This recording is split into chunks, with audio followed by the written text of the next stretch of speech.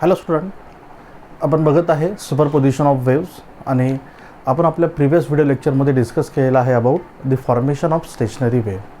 आपल्याला माहीत आहे when two identical waves that is identical by frequency, wavelength and speed travelling along same straight line path but exactly in opposite direction when they superimpose over each other their resultant is actually a pattern, resultant stationary pattern produces, okay, which consists of such particles of medium which vibrates with maximum amplitude, which are called as position of antinodes, whereas there are some particles of medium which does not vibrate due to their superposition, and that positions are actually called nodes.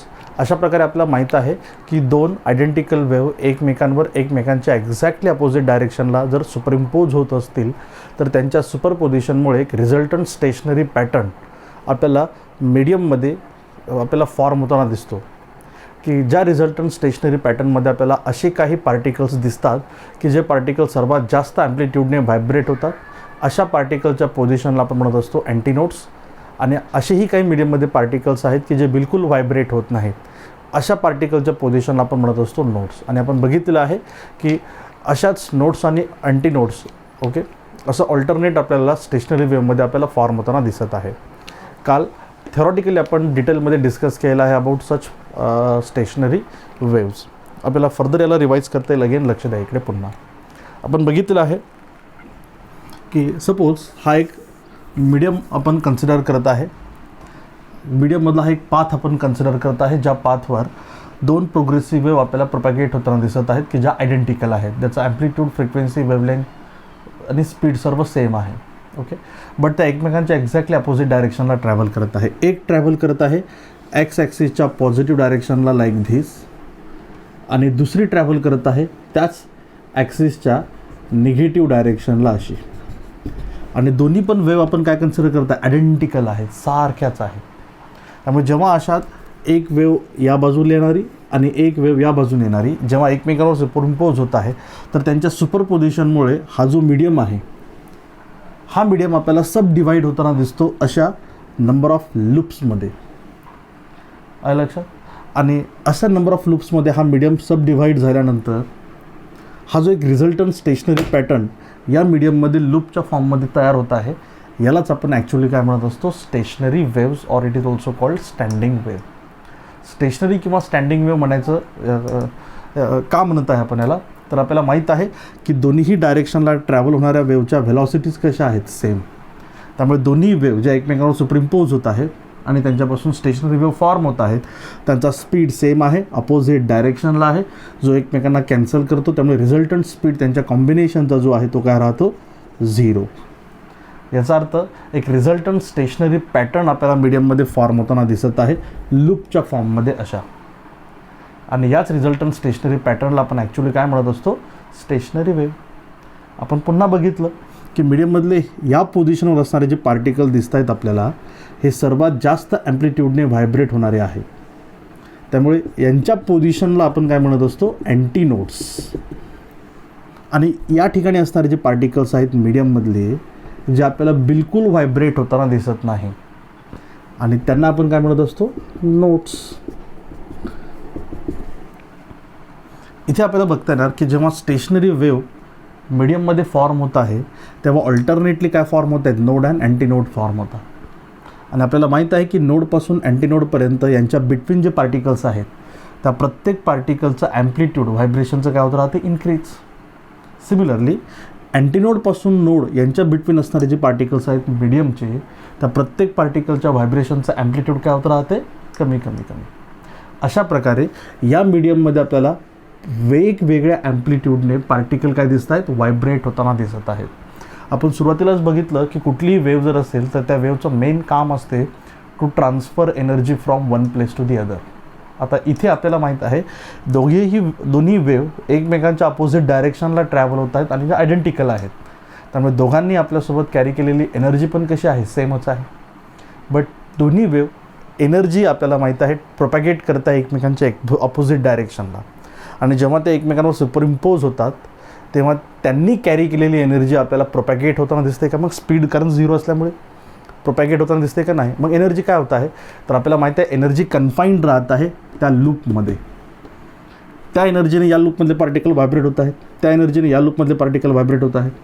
त्यामुळे दोन्ही वेव्हनी आपल्यासोबत carry केलेली energy जी आहे, suppose E एवढी energy दोन्ही wave carry करत आहेत. त्यामुळे टोटल एनर्जी या स्टेशनरी वेव्हमध्ये किती आहे, 2E आहे. आता जर एन एवढे लूप जर फॉर्म होत असतील तर एका लूपमध्ये असणारे जे पार्टिकल आहेत त्या पार्टिकलकडे टोटल एनर्जी किती राहणार, मग 2E/n. या पार्टिकलकडे, या लूपमध्ये असणाऱ्या पार्टिकलकडे 2E/n. असे n नंबर ऑफ लूपमध्ये प्रत्येक लूपमध्ये एनर्जी ही इक्वली डिस्ट्रीब्यूट होत आहे. आणि तेवढ्या एनर्जीने त्या लूपमधले पार्टिकल आपल्याला सतत काय दिसत आहेत, व्हायब्रेट होताना दिसत आहेत. अंटिल कुठपर्यंत, जोपर्यंत त्यांची एनर्जी डिसिपेट होत नाही, लक्षात, तोपर्यंत ते सतत काय होत राहतात, त्या लूपमध्ये व्हायब्रेट होत राहतात कॉन्स्टंटली विथ दिस एनर्जी. कळलं सगळ्यांना. अशा प्रकारे आपल्याला स्टेशनरी वेव्ह मीडियममध्ये फॉर्म होताना दिसत आहे. आणि आपण बघितलं आहे कालही की सक्सेसिव्ह लूपमध्ये व्हायब्रेट होणारे जे पार्टिकल्स आहेत त्यांचा फेज डिफरन्स हा पाय रेडियन असतो. म्हणजे काय की या लूपमधले पार्टिकल जर अपवर्ड डायरेक्शनला एका इन्स्टंटला जर जात असतील तर त्याच इन्स्टंटला त्याच्या सक्सेसिव्ह लूपमध्ये असणारे पार्टिकल कुठे जातात, डाऊनवर्ड डायरेक्शनला. याचा अर्थ हा पॅटर्न आपल्याला अशा प्रकारे व्हायब्रेट होताना दिसतो. हे पार्टिकल असे वर जातात, या लूपमध्ये पार्टिकल खाली येतात, जेव्हा हे वर जातात तेव्हा हे खाली येतात. अशा प्रकारचं एक स्टेशनरी पॅटर्न या या मीडियममध्ये या पाथवर आपल्याला फॉर्म होताना दिसत आहे, ज्याला आपण ॲक्च्युली काय म्हणतो, स्टेशनरी वेव्ह. नाव आता आपलं एम आहे त्याला मॅथमॅटिकली डिराईव्ह करायचं की how the amplitude of particles constantly varies. जेव्हा स्टेशनरी वेव्ह फॉर्म होत आहे तेव्हा मीडियममधल्या प्रत्येक पार्टिकलचं ॲम्प्लिट्यूड वेगवेगळं का होत आहे. मॅक्सिमम काय आहे, काहींचं ज्यांना आपण अँटीनोड म्हणतो आणि काहींचं मिनिमम आहे ज्यांना आपण काय म्हणतो, नोड. असं का होत आहे हे सर्व आपल्याला मॅथमॅटिकली इथे डिराईव्ह करायचं नेक्स्ट आर्टिकलमध्ये.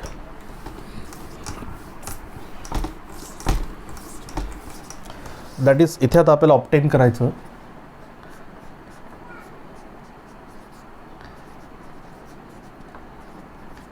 इक्वेशन ऑफ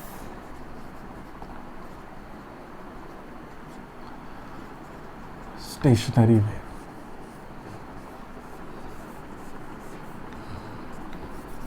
मग आपण आत्ताच बघितली कंडिशन आहे to form stationary wave.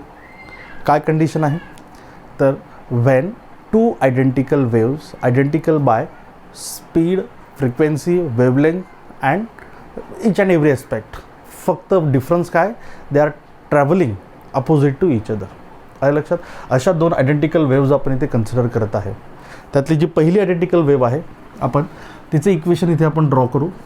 y1 equal to amplitude आहे a sine of omega t minus kx, किंवा आपण वेवलेंथच्या फॉर्ममध्ये लिहू 2πx/λ, आणि याला आपण फ्रिक्वेन्सीच्या फॉर्ममध्ये लिहू 2πnt.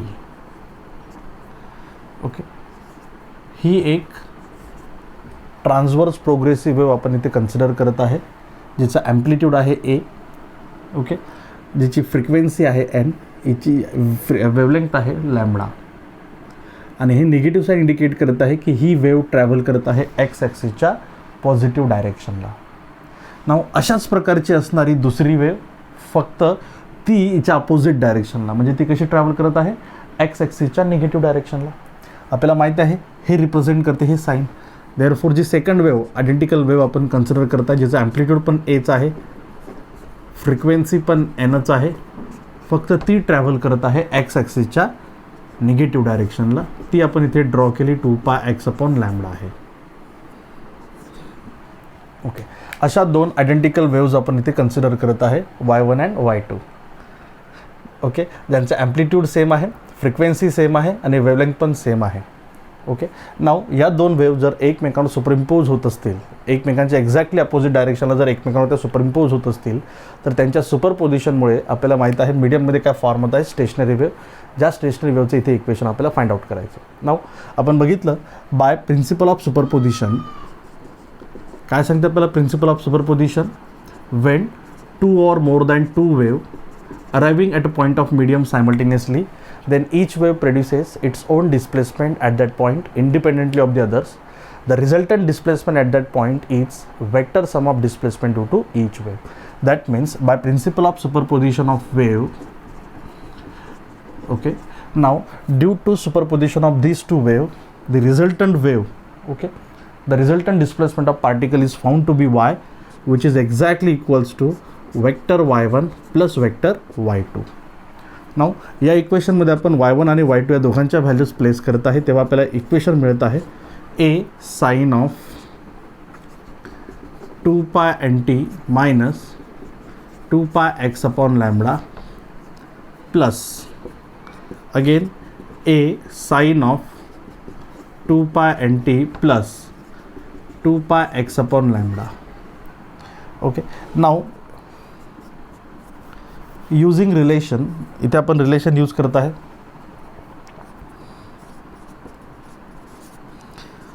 Sign of c plus sine d.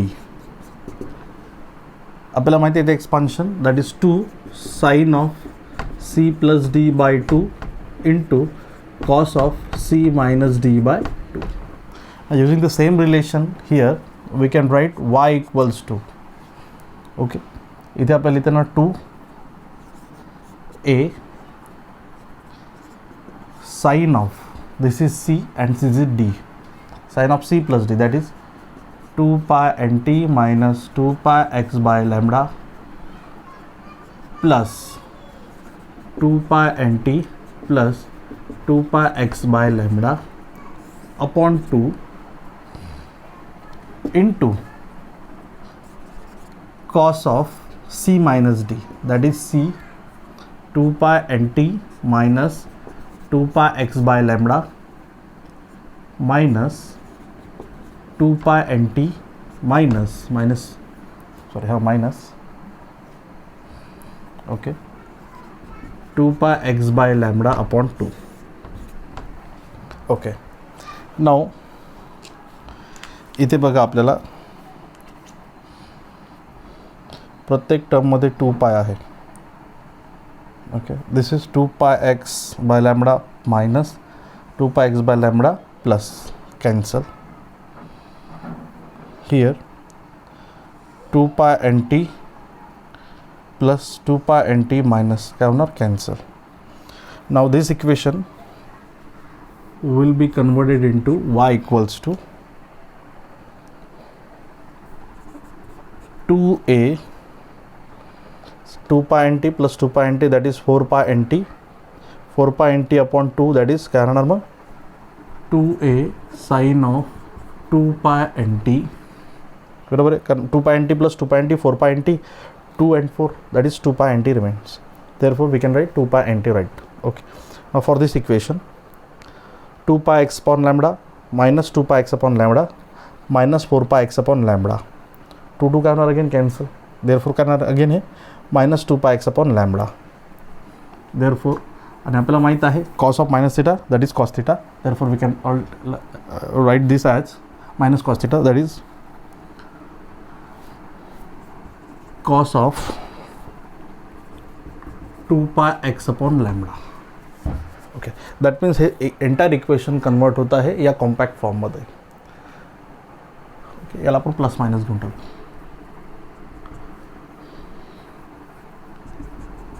Okay, 2a बघा इथे माइनस 2 पाय एक्स अपॉन लॅम्बडा माइनस 2 पाय एक्स अपॉन लॅम्बडा माइनस 4 पाय एक्स अपॉन लॅम्बडा अपॉन 2, 2 ने 4ला डिवाइड केलं, पुन्हा काय राहणार मग 2 पाय एक्स अपॉन लॅम्बडा, इथे लिहिलं आपण 2 पाय एक्स अपॉन लॅम्बडा. ओके, अशा प्रकारे आपल्याला हे इक्वेशन इथे ट्रान्सफॉर्म होताना दिसत आहे या फॉर्मॅटमध्ये. नाव याच इक्वेशनला आपण रिअरेंज करत आहे, लिहिता येईल आपल्याला रिअरेंजिंग अबाव इक्वेशन.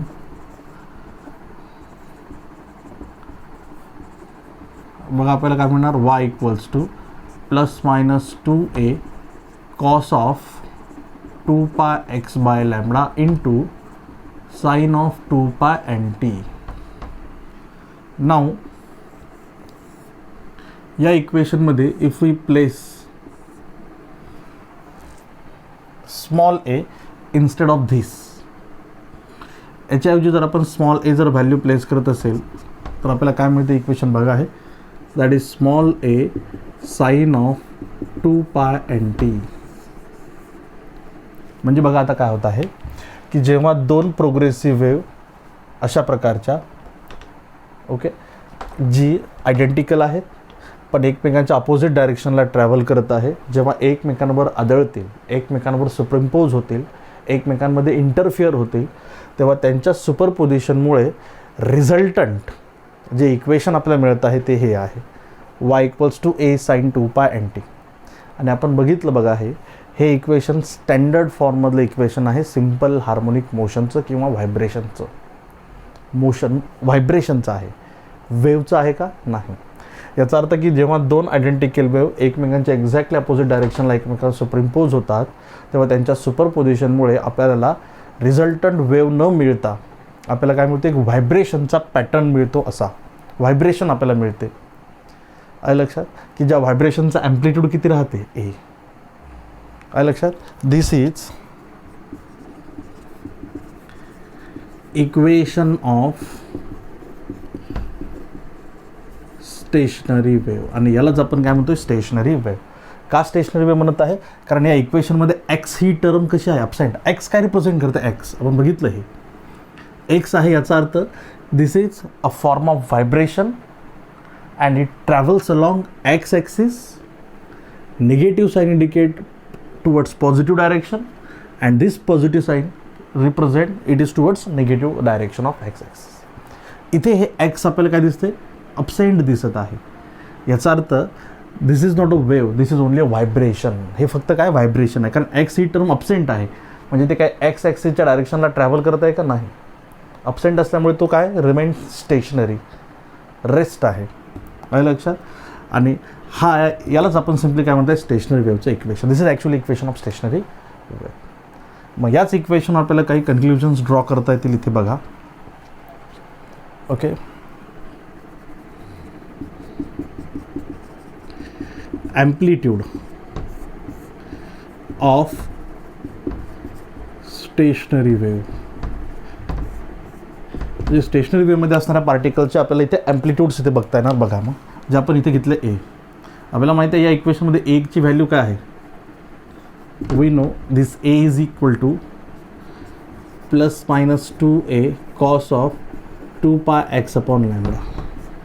लक्ष द्या इकडे. आता स्टेशनरी वेव्हच्या इक्वेशनमध्ये एक्स ही टर्म अपसेंट आहे, which shows that this is not a wave or this pattern is not moving in any direction, it is stationary, therefore it is called stationary wave. पण हा जो पॅटर्न आहे या पॅटर्नचं जे ॲम्प्लिट्यूड आहे ए हे डिपेंड करत आहे एक्सवर. याचा अर्थ मीडियममधले प्रत्येक पार्टिकल जे आहेत एक्स या पोझिशनवर असणारा जो पार्टिकल आहे या पार्टिकलचं हे काय आहे, ॲम्प्लिट्यूड आहे. आणि याच्यानं आपल्याला सांगताना की this amplitude varies according to distance x. जसं एक्स आपल्याला चेंज होताना दिसते, ॲम्प्लिट्यूड पण काय होत आहे, चेंज. तुम्हाला माहिती आहे कॉस आणि साईन हे हार्मोनिक फंक्शन्स आहेत, त्यांच्या व्हॅल्यूज +1 मध्ये काय होतात, व्हॅरी होत आहेत. याचा अर्थ हे ॲम्प्लिट्यूड पण +2a आणि -2a यांच्या बिटवीन आपल्याला काय दिसतं, कॉन्स्टंटली व्हॅरी होताना दिसत आहे. म्हणजे काही पार्टिकल्स आपल्याला मीडियममधले असे दिसतात की ज्याचा ॲम्प्लिट्यूड किती आहे, +-2a आहे, सर्वात जास्त आहे. त्यांना काय म्हणतो आपण, अँटीनोड्स.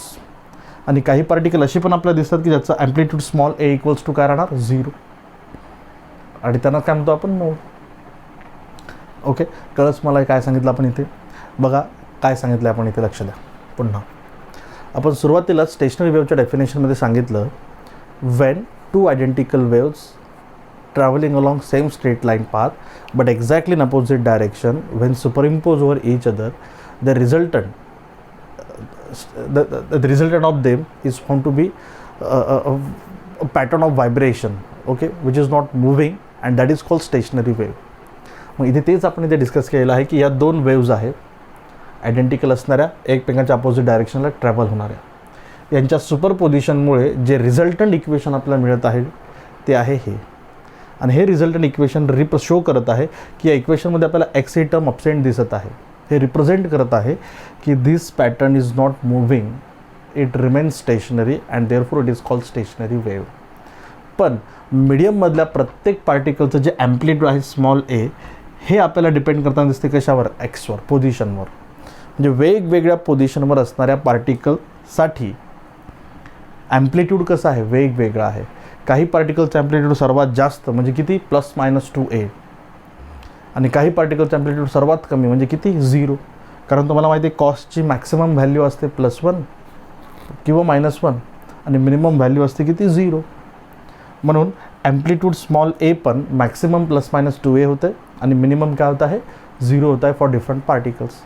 मग ज्या पार्टिकलसाठी हे ॲम्प्लिट्यूड +-2a आहे त्या पार्टिकलच्या पोझिशनला आपण काय म्हणणार, अँटीनोड. आणि ज्या पार्टिकलसाठी हे ॲम्प्लिट्यूड 0 आहे त्या पार्टिकलच्या पोझिशनला आपण काय म्हणणार, नोड. आणि अशा प्रकारे ऑल्टरनेट नोड आणि अँटीनोड आपल्याला स्टेशनरी वेव्हमध्ये फॉर्म होताना दिसत आहे, जे इथे आपल्याला बघायचे आहेत. कळलं सगळ्यांना आहे? ओके, तुम्ही आता स्क्रीनशॉट काढू शकता डेरिव्हेशनचा.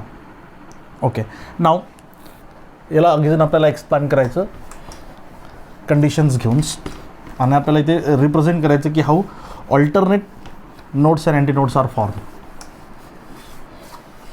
ओके, नाव या इक्वेशन आपल्याला फर्स्ट केस इथे बघता येणार, case 1. Condition for antinode. Now आपण आत्ताच बघितलं की जेव्हा स्टेशनरी वेव्ह फॉर्म होते तेव्हा मीडियममध्ये काही पार्टिकल असे दिसतात की ज्याचा ॲम्प्लिट्यूड सर्वात जास्त आहे आणि त्यांच्या पोझिशनला आपण काय म्हणतो, अँटीनोड्स, राईट. मग आपल्याला माहिती आहे for antinode amplitude of vibration is found to be maximum. म्हणजे स्मॉल एची व्हॅल्यू काय राहणार, मॅक्सिमम आहे. ओके, आता मग या स्मॉल एची मॅक्सिमम व्हॅल्यू किती राहणार, जेव्हा या कॉस फंक्शनची व्हॅल्यू किती राहील, मॅक्सिमम 1. म्हणजे किती येणार आहे, it implies this a for antinode should be equal to +-2a. तेव्हा आपल्याला काय मिळणार, अँटीनोड. मग आपल्याला फाइंड आउट करायच्या की अँटीनोडच्या पोझिशन्स काय, एक्सच्या वेगवेगळ्या व्हॅल्यूज काय आहेत फॉर अँटीनोड्स. मग त्यासाठी आपण एची हा फॉर्म्युला इक्वेशनमध्ये प्लेस केला. बघा काय येणार मध्ये, +-2a इक्वल टू किंवा 2a equals to 2a cos of 2πx/λ equal to +-2a. 2a +-2a काय होणार, कॅन्सल. हे काय ना, +-1. मग आपल्याला माहीत आहे कॉस थिटाची व्हॅल्यू +-1 आहे कोणकोणत्या अँगलसाठी, 0, π, 3π, 4π, 6π, 7π. आहे लक्षात. इंटिग्रल मल्टिपल ऑफ पाय साठी कॉसच्या व्हॅल्यू ऑलवेज काय राहतात, +1. इट इम्प्लाइज की 2πx/λ must be equal to cos थिटाची व्हॅल्यू +-1 आहे, therefore theta must be equal to 0. Cos 0ची व्हॅल्यू 1, कॉस पायची व्हॅल्यू -1, कॉस 2πची व्हॅल्यू 0 +1, 3πची -1, 4πची 1 अँड सो ऑन. यालाच आपण इंटिग्रल मल्टिपलच्या फॉर्ममध्ये लिहू शकतो n λ. इथे n इंटीजर आहे, नॅचरल इंटीजर. ओके, कळलं इथपर्यंत, n π. Okay, now this π and this π gets cancelled, therefore x is equal to n λ/2. म्हणजे बघा आता जेव्हा दोन आयडेंटिकल वेव्स की ज्यांच्या सुपरपोजिशनमुळे स्टेशनरी वेव्ह तयार होत आहे की जिच्यामध्ये ऑल्टरनेटली अँटीनोड आणि नोड तयार होत आहे, त्यातला n नंबरचा अँटीनोड, कितव्या नंबरचा, n या नंबरचा अँटीनोड ओरिजिनपासून किती डिस्टन्सवर तयार होणार, n λ/2. मग पहिला अँटीनोड किती डिस्टन्सवर तयार होणार, n ची व्हॅल्यू 1, x1 इक्वल टू λ/2, दुसरा λ, तिसरा 3 λ/2. मग बघा, देअरफॉर इथे लिहिता येईल successive antinodes are form at a distances of, सांगा मग पहिला λ/2, दुसरा 2 λ/2, 2 कॅन्सल म्हणजे लॅम्बडा, तिसरा 3 λ/2, चौथा 4 λ/2, 2 ने 4 डिवाइड केलं 2, that is 2 λ, 5 λ/2 and so on. म्हणजे बघा ओरिजिनपासून पहिला λ/2 डिस्टन्सवर काय राहणार अँटीनोड, नंतर λ डिस्टन्सवर राहणार, नंतर 3 λ/2 डिस्टन्सवर राहणार, नंतर 2 λ डिस्टन्सवर राहणार, नंतर 5 λ/2. मग सक्सेसिव्ह अँटीनोड जर असतील त्यांच्यामध्ये डिस्टन्स किती राहणार सक्सेसिव्ह, पहिला आणि दुसरा यांच्यामध्ये डिस्टन्स. बघा ओरिजिनपासून λ/2 डिस्टन्सवर पहिला अँटीनोड आणि λ/2 डिस्टन्सवर दुसरा अँटीनोड, त्यामुळे यांच्यामध्ये डिस्टन्स किती राहणार λ/2. याचा अर्थ इथे आपल्याला सांगता येणार की each antinode are separated by λ/2 distance. प्रत्येक अँटीनोडमध्ये डिस्टन्स किती λ, जसं इथे बघा हा स्टेशनरी वेव्ह आहे, तसं इथे ओरिजिन आहे हे. तर पहिला अँटीनोड हा किती डिस्टन्सवर λ/2, दुसरा अँटीनोड हा इथे हे डिस्टन्स किती λ, तिसरा अँटीनोड हा हे डिस्टन्स किती 3 λ/2, चौथा अँटीनोड हा हे डिस्टन्स किती 2 λ. याचा अर्थ या दोघांमध्ये डिस्टन्स λ/2 λ/2 λ/2. कळलं का तुम्हाला हे? Okay, this is how antinodes are form. Now same condition आपल्याला बघता येणार for the nodes again. Now case 2.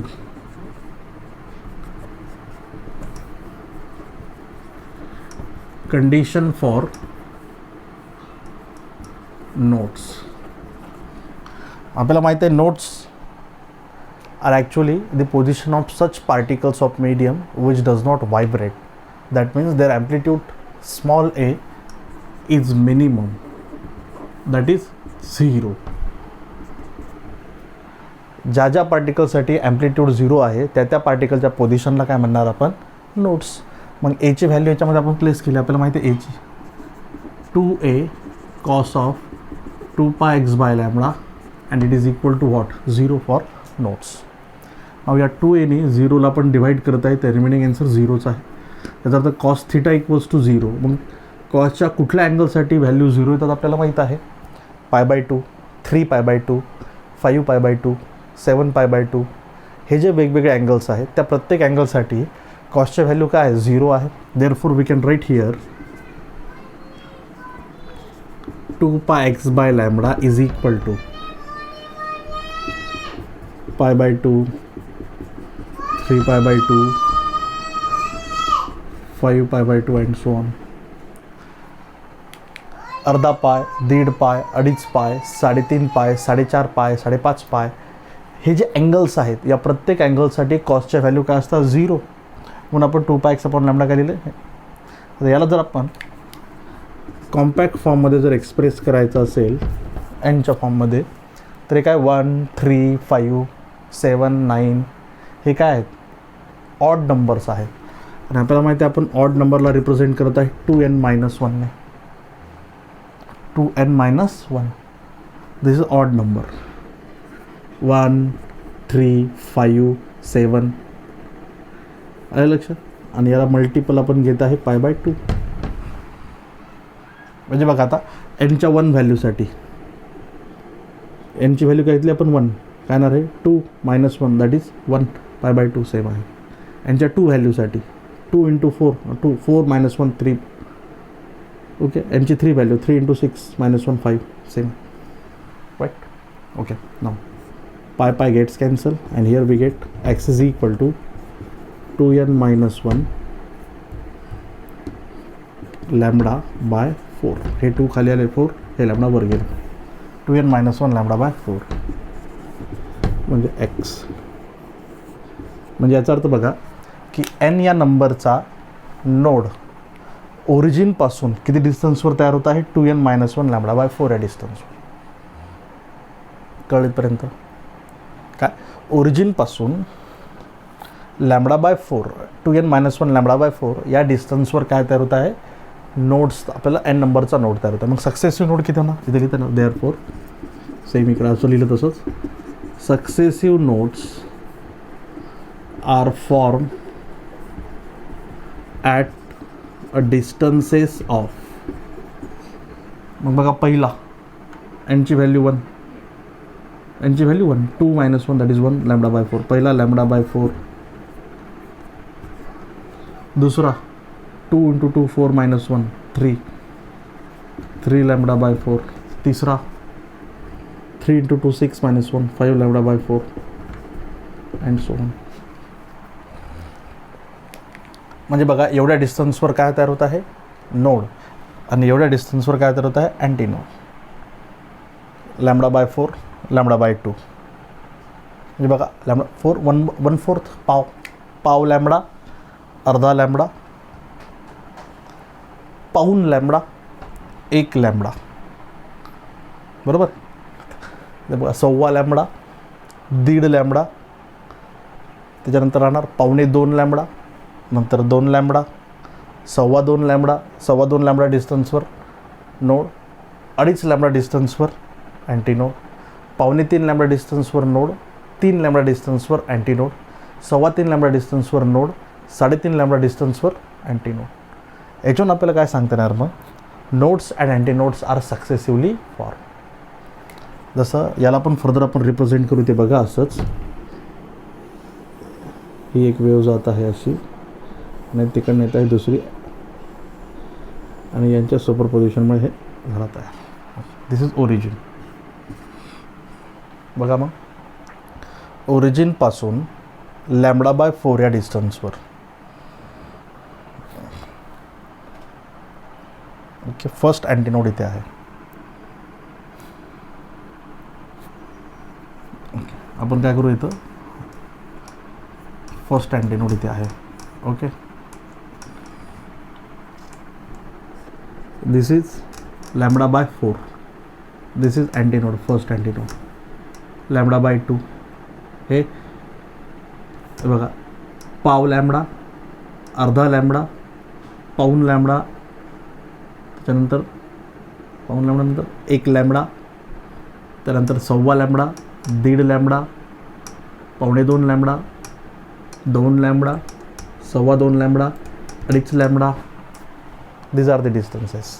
मग इथे बघा की हा आहे anti node, node, anti node, node, anti node, node, anti node, node, right. मग इथे लक्ष द्या थोडंसं, इथे एक नोड आहे. हे डिस्टन्स जे आहे हे किती, लॅम्बडा बाय 4. हे डिस्टन्स किती, लॅम्बडा बाय 2. हे डिस्टन्स किती, 3 लॅम्बडा बाय 4. हे डिस्टन्स किती, लॅम्बडा. हे डिस्टन्स किती, 5 लॅम्बडा बाय 4. हे डिस्टन्स किती इथून इथपर्यंत, 5 लॅम्बडा बाय 2. हे डिस्टन्स किती आहे लक्षात, रिस्पेक्टिव्ह डिस्टन्सेस आहे. याचा अर्थ इथे बघा प्रत्येक अँटीनोडमधलं पण डिस्टन्स किती दिसते तुम्हाला. जसं हा आहे पहिला आणि हा दुसरा आहे.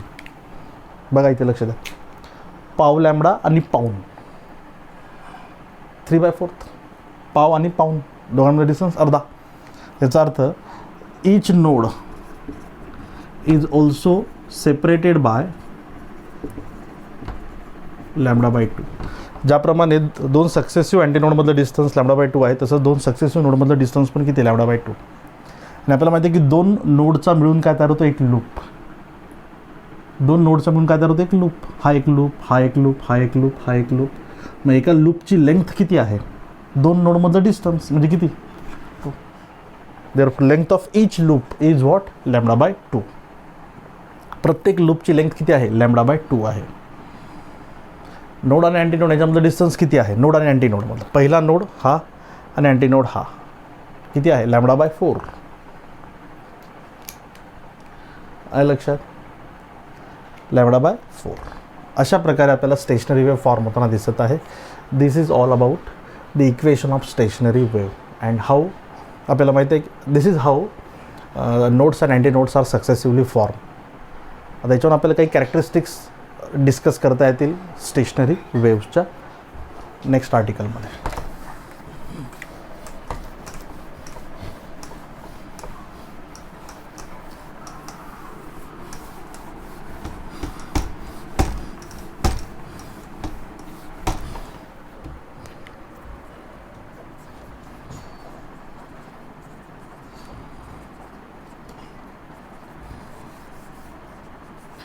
ओके, आता पहिली तर कॅरेक्टरिस्टिक्स आपल्याला माहीत आहे, stationary wave produces due to superposition of two identical wave travelling along same straight line path but exactly in opposite direction. Second आपल्याला कॅरेक्टरिस्टिक सांगता येईल याची, the total energy carried by both the waves remain confined into the given loops. आपल्याला माहीत आहे की दोन्ही वेव्हनी आपल्यासोबत कॅरी केलेल्या ज्या एनर्जी आहेत त्या एनर्जी स्टेशनरी वेव्हमध्ये असणाऱ्या प्रत्येक लूपमध्ये काय राहते, कन्फाइंड राहते आणि त्याच एनर्जीने त्या लूपमधले पार्टिकल्स आपल्याला काय दिसतात, व्हायब्रेट होताना दिसतात. आपण बघितलं थोड्या वेळा अगोदर. Third point, the phase difference between particles vibrating in successive loop is found to be pi radian. Successive लूपमध्ये व्हायब्रेट होणाऱ्या पार्टिकलचा फेज डिफरन्स हा काय राहतो, पाय रेडियन राहतो. म्हणजे पहिल्या लूपमधले पार्टिकल जर खाली जात असतील तर त्याच्यानंतरच्या लूपमधले पार्टिकल कुठे जातात, वरती. तिसऱ्या लूपमधले पार्टिकल पुन्हा कुठे जातात, खाली. त्यामुळे हे दोघं खाली सिंक्रोनाइज खाली आहे आणि याच्यामधला कुठे आहे, वर असा. This is how stationary wave produces. Okay, next आपल्याला सांगता येणार की in stationary wave nodes and anti nodes are alternately form. Next point आपल्याला सांगता येणार, nodes is actually position of those particle which vibrates with zero amplitude, that means which does not vibrate, whereas the antinode is the position of those particle in stationary wave, okay, which vibrates with maximum amplitude, right? Okay, now what about the distances? Now nodes and antinodes are alternately formed. The distance between two successive nodes or antinodes is lambda by 2, whereas the distance between node and its successive antinode is lambda by 4. एका पाठोपाठ एक येणाऱ्या दोन नोडमधलं किंवा एका पाठोपाठ एक येणाऱ्या दोन अँटीनोडमधलं डिस्टन्स लॅम्बडा बाय 2 आहे, तर नोड आणि त्याच्यानंतरचा अँटीनोड यांच्यामधलं डिस्टन्स किती आहे, लॅम्बडा बाय 4 आहे. राईट. नेक्स्ट आपल्याला बघता येईल याच्यात पुन्हा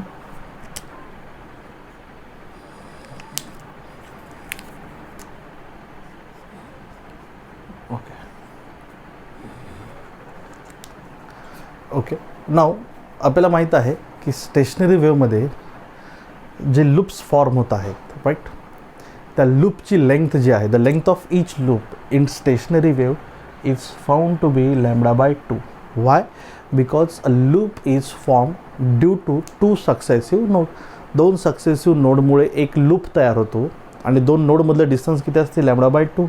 त्यामुळे लेंथ ऑफ ईच लूप किती आहे, लॅम्बडा बाय 2 आहे. कळलं तुम्हाला? This is all about the characteristics of stationary wave.